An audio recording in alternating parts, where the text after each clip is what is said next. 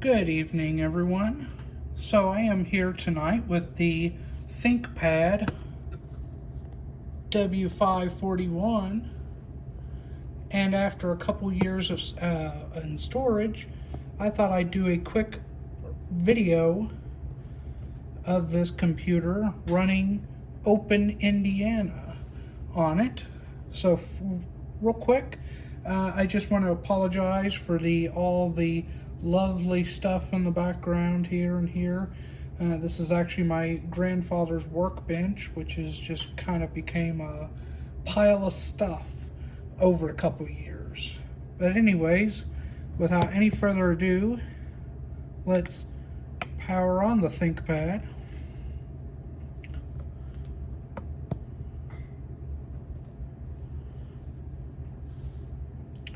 So OpenIndiana is not a Linux or a BSD distribution. It is actually based on Illumos, which is a Unix System 5 descendant. So it traces its roots all the way back to AT&T's System 5. Unix System 5. That's all we have to go on. And that is actually how I kind of got into OpenIndiana. I've had a interest in the Bell system and AT&T Long Lines specifically, and as I get booted in here, you'll actually see that.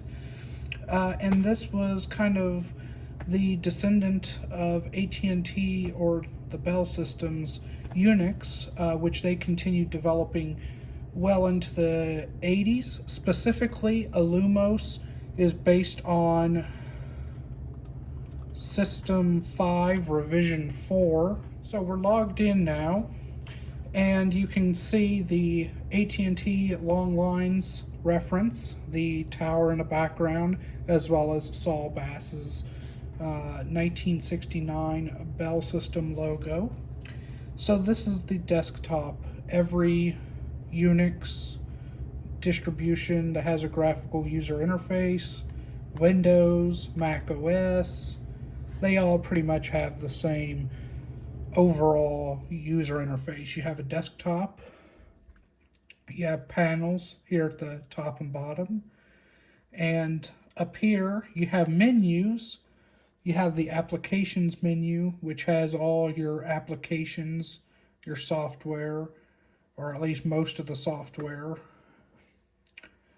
So these down here, specifically the system tools, those come with the desktop environment, which is called Mate. So Mate is basically the desktop environment running on Unix System 5 or Illumos. So then next to the applications menu, you have the places, which is basically local folders, such as your home folder, desktop folder, any favorite folders you may have, such as this one, which is the file server I run on this machine, and then even FTP servers. This is a remote FTP server for my website, so I can actually upload or download files from the server using OpenIndiana. Next to the places, there's the systems menu, which is all your system preferences, look and feel, so you can go in here and, for instance, pull up the sound menu, change your sound hardware and stuff. Oddly enough, though, when I got OpenIndiana running, and really up until recently, I didn't have any audio on this machine, so I actually had to go into Terminal and relink the dev audio file to the correct audio unit. So also in this, you can customize the user interface. You can make it look like Windows, which is how I have it set up. We can go in here. So currently I am using a Windows ME style, but you can theme, but you can also change it to like Nimbus, Dark Nimbus, which I think is the default, Blue Submarine. You can make your own, so you can customize it. They have more traditional. Yeah, so you can play around with that. In addition to all of that, you can customize, obviously, the desktop background. As you can see here, I created my own. This is actually my own photo from the Barnett, Missouri site, which is on my website. Fonts. And then just the user interface, stuff like that. So, actually, I am going to, you can open up, so the file explorer is called Caja. So all of these are most of them are Portuguese, I believe, names for all the included system tools and such. Mate, obviously, being the desktop environment. So you have the Mate terminal. And a lot of the names for that, I believe, are based on GNOME. So instead of GNOME terminal, you have Mate terminal, etc. I know I'm rambling right now. So, speaking of software, the included software that comes default with OpenIndiana is pretty sparse. You have to download a lot of it from the package repository.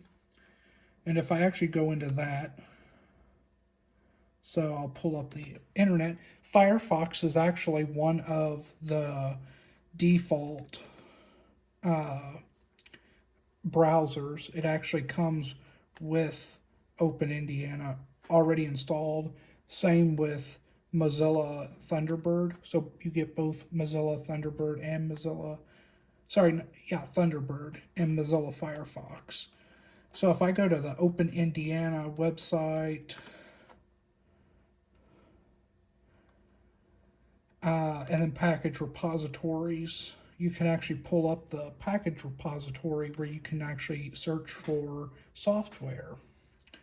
So for instance, one that I downloaded right off the bat was LibreOffice, which is actually a free productivity suite, open source productivity suite software package, which comes with LibreOffice Base, which is a Microsoft Access version, or not version, but spin. LibreOffice Calc, which is the equivalent to Microsoft Excel. LibreOffice Draw. LibreOffice Impress, which is a presentation software akin to Microsoft Photo or PowerPoint. LibreOffice Math, and then LibreOffice Writer, which is an equivalent to Microsoft Word. So you can actually go in here to LibreOffice and then find the name, and then basically you go into Mate Terminal and then package PKG install, and you'll actually want to run this as sudo, so I'll do that anyways. Package install -R, which is remote, and then desktop office LibreOffice, and then it'll prompt you for your password.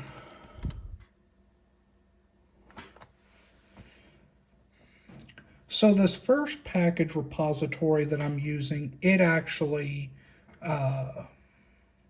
has most of the basic software, such as LibreOffice and such.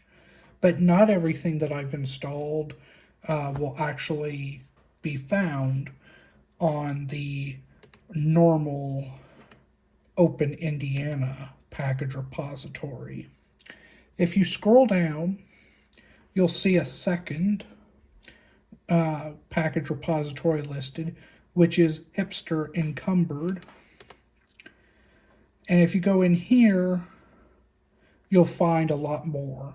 So let's actually go back real quick to the just ordinary hipster or OpenIndiana Hipster package repository. And for the record, hipster is just a name for the ongoing release of OpenIndiana. So we can go here and let's search for VLC. Let's say I want to play some videos. Well, I just searched for VLC on the OpenIndiana Hipster repository, and as you can see, no results. Let's actually try another one. So another one that I know is on the encumbered one is Audacity. Let's search for Audacity. Still nothing. So let's go back to the OpenIndiana Hipster. Let's go to the OpenIndiana repository page again. I know I could have just backspaced, but I'll just do that.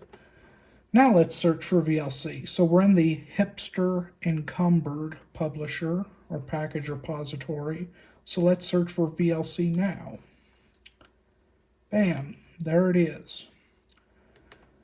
So, and in my case of LibreOffice, no updates were needed because I already have it installed. And it'll do the same thing, but once you've added the hipster-encumbered repository, which you must do, there's a certain command which you'll actually find in the manual for publishing or for adding that publisher to your system so it can actually access it. And I've already done that. So what I can do is sudo package install r media VLC, and normally it would prompt you for a password if needed. In this case, it'll probably give me the same error. Yep, no updates necessary for this image. So that's how you install software, and I'll put a link into the description for that command to add publishers to your system. So now let's go, let's exit out of this and get out of Firefox. And then actually, let me do that. VLC. We'll go ahead and open VLC and let's run a video. So as I mentioned, this thing used to sound didn't work, but now it does. And let's play a video. So I don't have a whole lot of videos on here, but I imported my whole AT&T Long Lines directory. So I actually have a couple videos related to that. So this is of the Lyons, Nebraska turbine generator startup. And the link to the original video will be in the description. But as you can see, we're not doing so hot on playback quality. This is only a 480p video, and full screen we're probably only doing maybe like 4 frames per second. Now if we downsize it to what it should be, it's a lot quicker. We're maybe up to like 12 to 16 frames per second, but it's still real jumpy. But as you can hear, audio's working.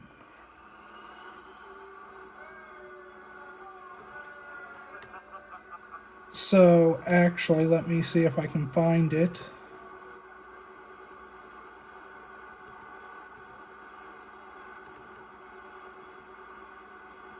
No, I can't. So that is VLC playing. So now I also have Timidity Plus installed on, or Timidity Plus Plus, sorry. Timidity Plus Plus installed on here. So I can basically convert a MIDI file to a WAV, or actually a OGG Vorbis, or Sun Audio, or various different formats. So I also have that installed.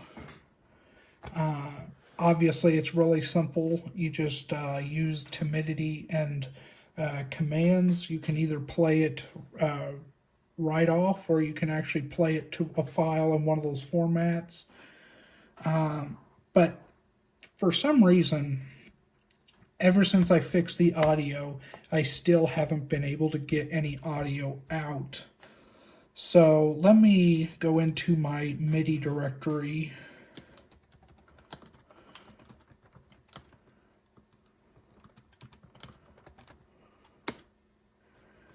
And let me actually do this. I have Windows 10 MIDI, I believe. Yep. And then list. So let's go Timidity town.mid. So it should be playing right now, but you can't hear anything, and you're not going to hear anything. As you can see, there's a warning, audio buffer is too small.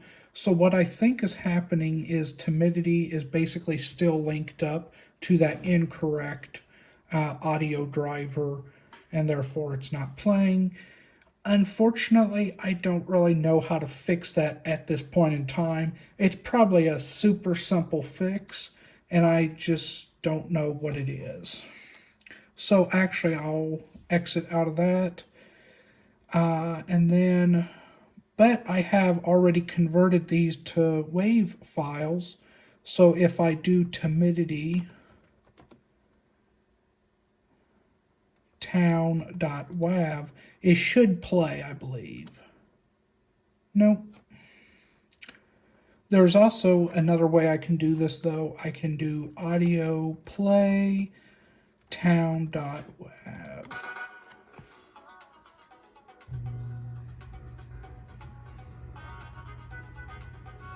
And it plays.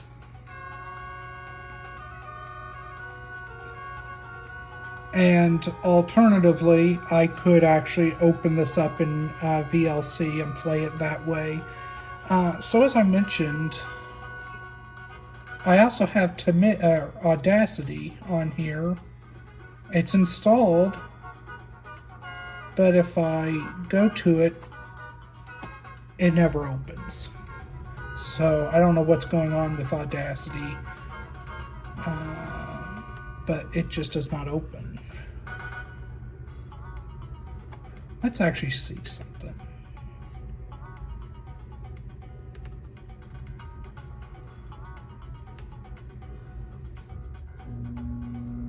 I apologize, the furnace is kicking on in the background.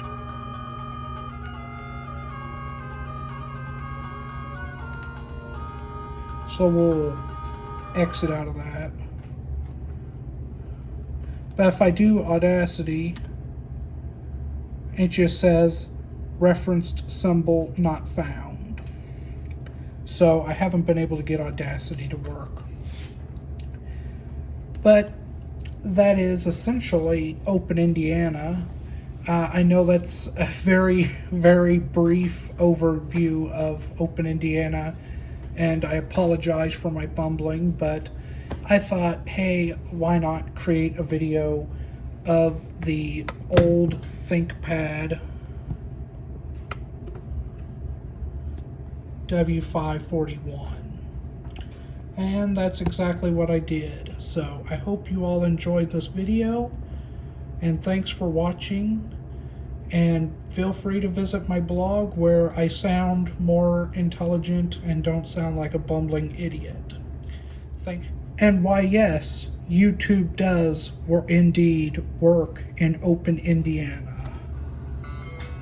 The Bell system is coming up with communication systems to solve problems in your industry, whether you're in trucking, retailing, utilities, or any of these others.